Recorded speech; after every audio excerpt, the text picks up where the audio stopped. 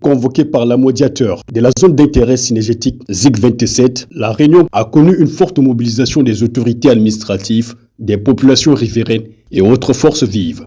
Malgré l'effroi, lors de la traversée du fleuve, les invités ont tenu à être présents au vu de l'intérêt de cet appel.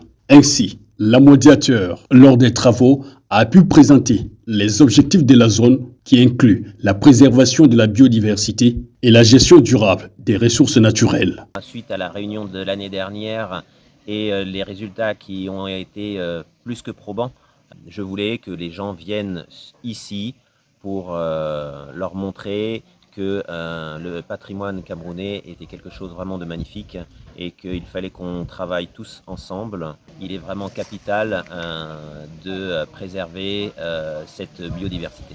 L'occasion a aussi permis au chef de poste forestier de Toubouro de présenter les différentes activités ayant trait à la zone. Lorsque nous déclinons au préalable le profil identitaire, par exemple des zones de chasse, nous nous rendons compte à l'évidence qu'il est fortement marqué par le braconnage à répétition, les incursions de façon sporadique des bergers transhumants dans ces zones de chasse et même l'extension des superficies agricoles qui ne tiennent pas toujours compte de contraintes de gestion de ces aires protégées.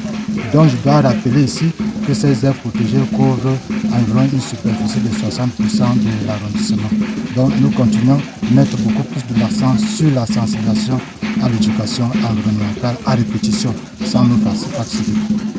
Par la même occasion, un spécialiste en environnement s'est étalé à donner les tenants et aboutissants sur les enjeux environnementaux. Par ailleurs, les participants ont pu saisir une vision globale de la zone, toute chose qui les a obligés à s'engager pour la préservation de la ZIC à travers des actions fortes. Au niveau de la commune, sous la coordination de M. le sous-préfet, les efforts ont été entrepris.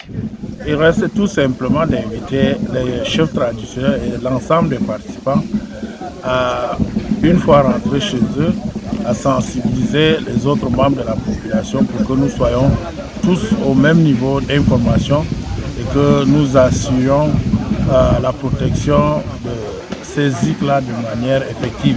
En fin de compte, le projet de pisciculture présenté aux riverains leur permettra de passer de la logique de conservation vers la conservation pour le développement, impartant ainsi la visibilité de leurs actions pouvant leur faire profiter.